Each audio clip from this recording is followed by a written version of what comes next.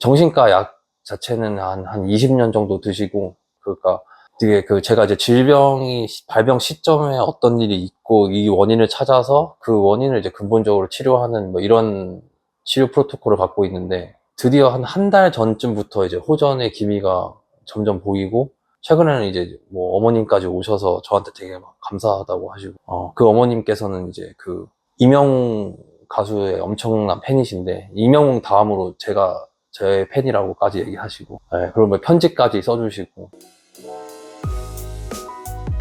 우리나라에서 중학교 1학년 1학기 중간고사까지 치고 딱 가게 됐습니다. 제가 이제 자아가 생성되고 뭐 청년기 사춘기를 지나고 뭐 이런 시기에는 사실 다 미국에서 있었다고 봐야죠. 그때는 막 제 나름대로 꿈이 있었던 것 같은데, 막 이렇게 되게 명확하지 않았고, 그냥 뭐 부자가 되겠다, 성공하겠다, 뭐 솔직히 말하면 뭐 그런 게 되게 강했던 것 같습니다. 전혀 생각 안 했고, 고등학교 뭐 대학교 졸업할 때쯤에 조금 생각이 들었지, 그 전에는 아예 생각이 잘 없었던 것 같습니다. 그냥 일반 대중들이 생각하는 한의사 이미지랑 크게 다르지 않았던 것 같고, 대신에 이제 뭐라 그러죠? 그런 아무래도 좀 친근한 느낌은 있었죠. 아무래도 뭐 한약을 집에서도 가까이 접하게 되고, 발 뭐 접지르거나, 제가 막 운동을 좋아해가지고 뭐 특히 발목 염좌 부상을 많이 당했었는데, 그때도 이제 정형외과 가는 것보다는 이제 한의원에서 침 맞는 게 익숙하고 뭐 이런 건 있었지만, 크게 뭐 이게 특히 이제 제가 하고 있는 뭐 정신과까지 치료할 수 있는 의학이다까지는 깊게 생각을 잘 안 했던 것 같아요. 일단 제가 어렸을 때만 해도 이미지가 그래도 괜찮았다고 생각하거든요. 이제 커가면서 이제 특히 뭐 외국에도 있어 보고, 여러 사람들과 이제 얘기를 해보면 이제 뭐 한의학은 뭐 비과학적이다, 그런 부정적인 여론도 많이 접해봤고, 딱히 부정적인 인식이 없는 사람들도 이제 막 되게 한의학이 치료할 수 있는 그런 영역에 대해서 제한적으로 생각하시는 분들이 대부분이더라고요. 이제 제가 이제 많이 어렸을 때 유년 시절에는 주로 이제 뭐 키 성장 클리닉 아니면은 보약 개념, 그러니까 지금 저희가 홍삼 사 먹는 것처럼 뭐 그런 개념으로 생각하는 게 많았고, 이제 뭐 조금 더 커서 지금까지는 주로 이제 근골격계 질환 침 맞고 통증 관리해주고, 완전 최근 들어서는 좀 다이어트까지는 확장이 되고 있는데, 딱히 이렇게 큰 치료로서의 큰 의미가 있는 의학이라고 생각을 잘 안 하는 게 여론의 대부분인 것 같아요. 처음 이제 근데 약간 스토리가 좀 있는데, 제가 뭐 원해서 간 건 아니고 일단은 뭐 기계공학과로 처음에 입학을 했습니다. 근데 원래 제가 이제 지망을 했었던 과는 이제 정치외교학과였고, 당시에 이제 장래희망 정치인이었는데, 이제 뭐 부모님과의 상의 끝에 뭐 정치인의 꿈을 꾸더라도 본인만의 그 이제 전문 분야가 있어야지 뭐 그 나중에 정치에서 도움이 된다, 이런 식으로 이제 저를 회유를 하셨죠, 어떻게 보면. 그러니까 약간 이제 좀 패기가 있었던 것 같아요. 그때 부정적이지만 뭔가 이제 나라는 사람이 들어가서 우리나라 정치판을 좀 좋게 바꿔보겠다, 뭐 이런 학생 때 할 수 있는 그런 패기가 있었던 것 같고, 그래서 어쨌든 이제 성적에 맞추고, 제가 이제 아무래도 미국 고등학교에서 수학, 과학 성적이 좀 비교적 좋았다 보니까 이제 뭐 공대로 지원을 하게 돼서, 공대에 유명한 학교들 위주로 이제 지원을 하게 되니까, 그래서 이제 공대가 좀 유명한 대학교로 기계공학과로 입학을 하게 되었습니다. 사실 이제 큰 학문적인 비전이나 이제 저의 장래 희망이 좀 불투명한 상태로 사실 대학 입시를 먼저 들어간 거죠. 일단은 첫 1년 기계공학과에서 너무 힘들었어요. 아까 이제 고등학교 때 수학, 과학을 잘했다고 했는데, 수학 잘하는 거는 이제 거기서 이제 세계적인 공대생들과 비교했을 때 저는 뭐 그냥 평균 정도였고, 제가 이제 잘했던 과학 과목이 그나마 이제 화학 쪽이고, 이제 물리를 좀 제가 힘들어 했었는데, 아무래도 기계공학과는 이제 물리나 막 역학 이런 쪽 위주로 많이 하다 보니까 좀 많이 힘들어서 그냥 1년 후에 군대를 갔다 왔거든요. 군대를 갔다 와서 이제 제가 잘하는 그냥 화학 전공으로 전과를 하고, 뭔가 제가 이제 역사에도 관심이 있고 화학을 이용해서 뭔가 역사를 좀 이렇게 반영시킬 수 있는 전공은 없을까 해가지고, 이제 고고학자가 되겠다는 그런 생각을 해가지고, 미국 같은 경우는 우리나라랑 조금 다르게 이제 고고학이 인류학의 한 분야로 되어 있기 때문에, 제가 고고학에서 그 탄소 연대 추정 그쪽으로 전공을 이제 해볼까 하고 인류학까지 복수 전공을 해서 졸업을 했습니다. 그래서 이제 그 고고학을 제가 전공하고 싶다고 했잖아요. 근데 이게 이제 그걸 역사나 이런 걸 보면 상당히 새로운, 그러니까 역사가 우리가 알고 있던 역사와 다르게 새로운 부분이 발견되는 부분이 있었고, 그리고 이제 의료 인류학이라는 수업을 듣게 됐어요. 거기서 다루는 거는 이제 주로 뭐 의료가 행해짐에 있어서 어떻게 지금까지 역사적으로 이제 문화나 인종이나 이런 갈등이 또 의료 그 사회에서도 어떻게 적용이 됐나. 뭐 예를 들어서 뭐 저기 미국에서 유명한 그 터스키기 그 인체 실험이라고 있거든요. 매독 생체 실험을 한 건데, 그런 것도 이제 뭐 당시에 좀 이제 계층이 낮았던 이제 흑인 남성들 위주로 뭐 그런 생체 실험을 했다던가, 뭐 이제 그런 걸 더 나아가서 특히 이제 정신과 관련해서는 뭐 이제 거대 제약회사들이 정신과 약을 팔기 위해 뭐 어떠한 이제 뭐 리베이트를 하고 사실상 정신병원에 들어가서 치료가 아니라 이제 뭐 감금을 하고 있고, 뭐 이런 여러 가지 역사적이고 현재 그런 사회 내에서 잘못된 의료가 행해지고 있는 그런 사례들을 많이 보여주고, 그런 수업을 듣다가 이제 뭐 다양한 인종들의 학생들이 있잖아요. 중국계 학생들도 있고, 이제 그런 학생들은 아무래도 조금 이제 한의학 이쪽에 좀 친밀한 학생들이었는데, 그런 학생들이 먼저 뭐 그런 주제를 꺼내더라고요. 그 수업에서 뭐 중국 같은 경우, 아니면 뭐 대만이나 홍콩, 뭐 한국, 일본도 뭐 복합 생약 약물을 사용해서 치료를 하고 있는데, 뭐 이거에 대해서 뭐 논의를 해보니까 의외로 또 이제 서양인들은 또 그런 우리가 생각하는 것과 다르게 아예 그쪽에 대한 지식이 없다 보니까 부정적인 인식보다는 그 되게 호기심을 많이 가지게 되더라고요. 그래서 저도 어떻게 보면은 그 서양인들보다는 많이 친밀한 게 있었지만, 그런 어떻게 보면 서양인들과 똑같이 그래? 약간 이런 식으로 해서, 대신 저는 이제 좀 한 라인이 있었죠. 이제 아버지에게 이제 여러 가지 좀 물어보게 되면서 이제 그런 호기심을 좀 갖게 됐어요. 그거는 뭐 이제 여러 가지 이유가 있고, 사실 뭐 나중에도 얘기할 수도 있는데, 한의대 다니면서도 뭐 조금 의대를 지원해볼까 이런 생각을 했던 적도 있는데, 뭐 일단은 제가 이제 정신과 쪽에 관심이 많았고, 일단 저는 막 수술이나 이런 쪽에는 크게 제 성향이랑 좀 맞지 않다고 생각해서, 내과적인 질환 그리고 이제 정신과적인 질환을 이제 온전하게 치료하는 것이 무엇일까, 이렇게 해서 이제 미국에서 공부했던 것과 제 나름대로 혼자 공부했던 것을 다 종합해서 오히려 이제 한의학 쪽에 조금 더 비전이 있고, 또 뭔가 제가 나중에 이제 좀 세계적으로 성과를 내거나 했을 때 뭔가 제가 이제 서양의 그 학문을 따라가서 한국인으로서의 그 레퓨테이션을 높인다는 것보다는 뭔가 앞으로는 이제 한국 고유의 것을 조금 더 세계화시키는 것이 좀 비전이 있지 않나, 이런 복합적인 생각을 좀 많이 했던 것 같습니다. 서양에서 그 과학적인 지식 이런 걸 많이 배우고, 또 토론하는 문화, 또 뭐 인류학을 전공하면서 전 세계 인류에 대한 뭐 이제 문화나 역사나 사회적인, 또 뭐 언어학이나 뭐 인문학적 요소와 또 이제 미국에서 배웠던 과학적 요소, 뭐 이런 거를 다 종합을 해서 또 한의학에 그걸 또 적용을 하면은 상당히 큰 메리트가 있지 않고, 또 이제 아무래도 아직 발전이 되지 않은 분야가 좀 있다고 생각했던 부분이 이제 한의학 학계였기 때문에, 학문 자체가 이제 한의학 학문이 발전되지 않은 부분이 좀 많은 그런 미지의 영역이라고 생각을 했기 때문에, 이제 그런 복합적인 측면에서 한의학을 하기로 마음을 먹었던 것 같습니다.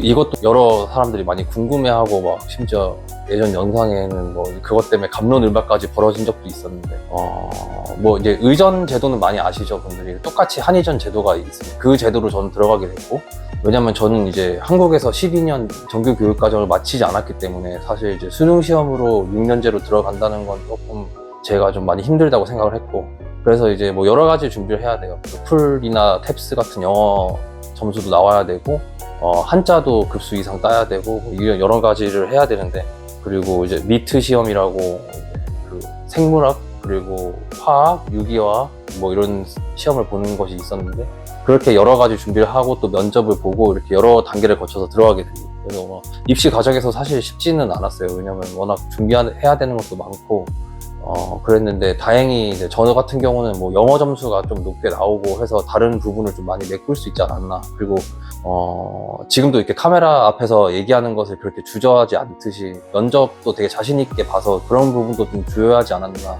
생각을 합니다.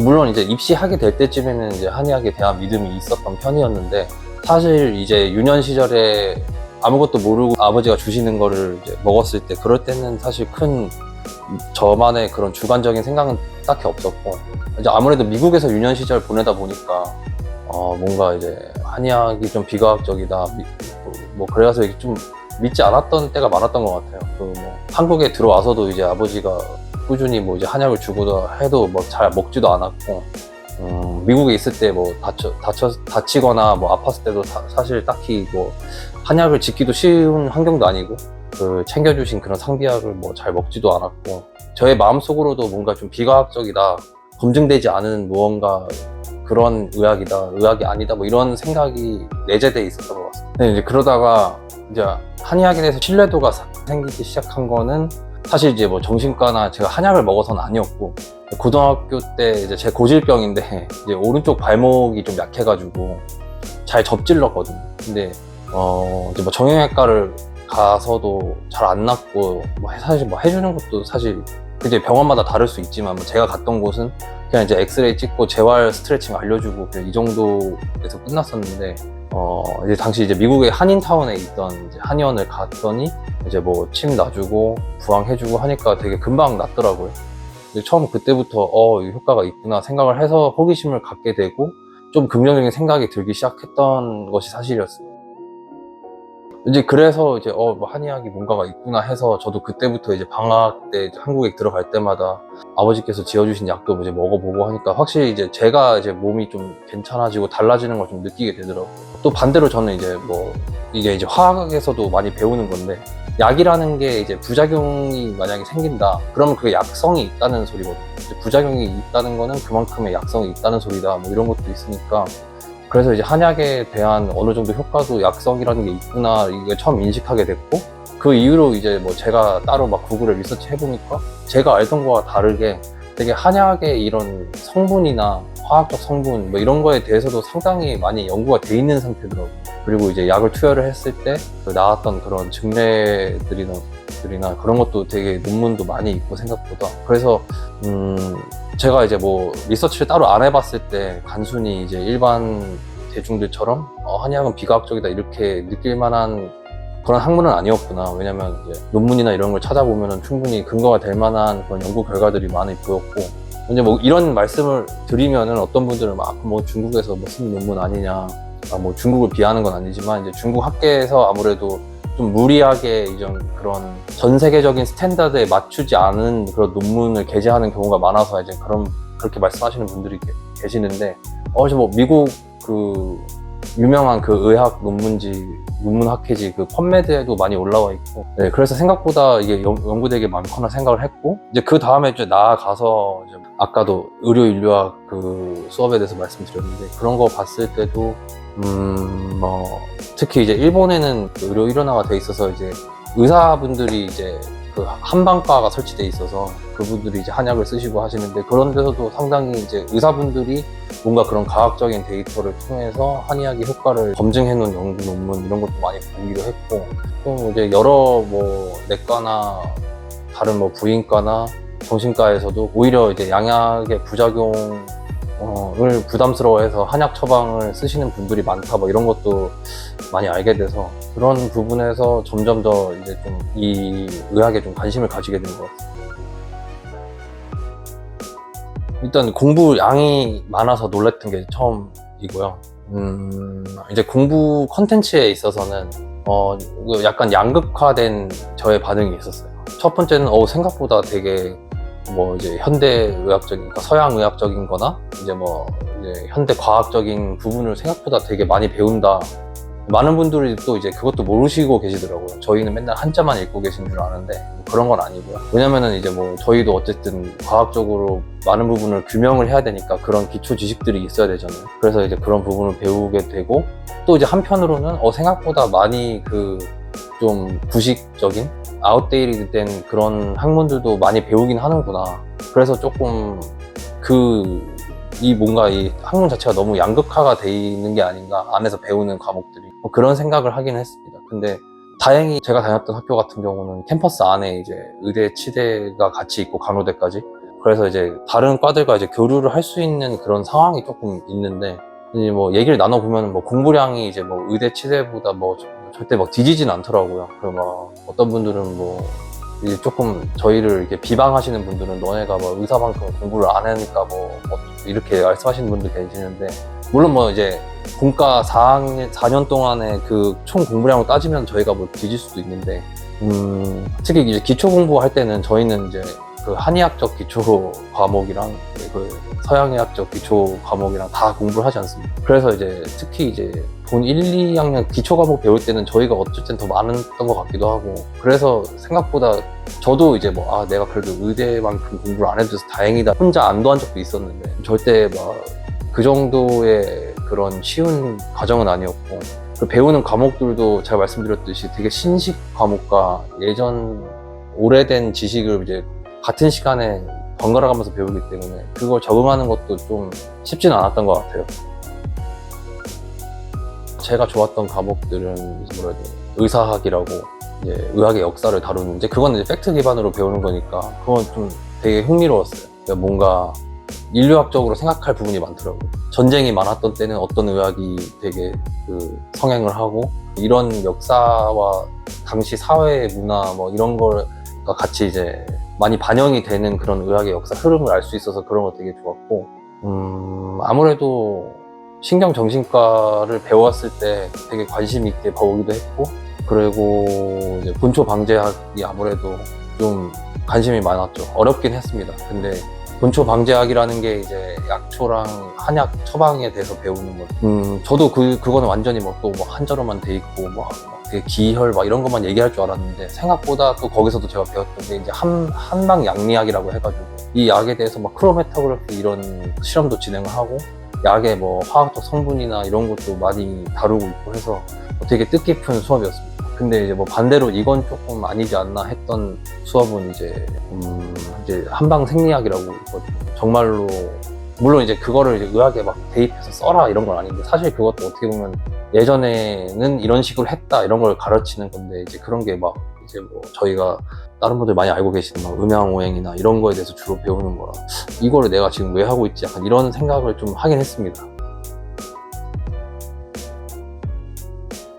그러니까 제가 아까 말씀드렸던 이제 동의생리학, 그러니까 한방생리학 수업에서 이제 그런 걸로 옛날에는 이런 식으로 치료를 했다 이렇게 배우는 거거든요. 이제 그거를 이제 지금도 적용을 하고 계신다고 보면 되겠죠. 근데 이게 이제 한의학이라는 것 자체가 되게 경험의학이라는 그 부분이 되게 강하잖아요. 그래서 이제 제가 봤을 땐 그 원장님들은 이제 그런 옛날에 이렇게 치료를 했으니까 지금도 적용해서 이런 식으로 치료가 될 수 있을 것이다 라고 생각해서 적용하시고, 아마 본인들 나름대로 그 성과를 내시고 계시기 때문에 그렇게 한다고 저는 생각을 하고, 뭐 일단 저는 이제 그 정도 레벨이 그 정도로 그걸 잘 못해서 그런가, 또 이제 제 개인적인 생각은 조심스럽게 말씀드리면 이제 철학과 의학을 같이 임상에 적용하는 거는 조금 시대가 지나지 않았나 생각합니다. 의학의 본질은 치료라고 생각을 하고, 치료를 하기 위해서는 무엇보다 사실적으로 접근을 해야 된다고 생각을 해서, 그래서 이제 경험의학적인 부분에 있어서 정말로 이제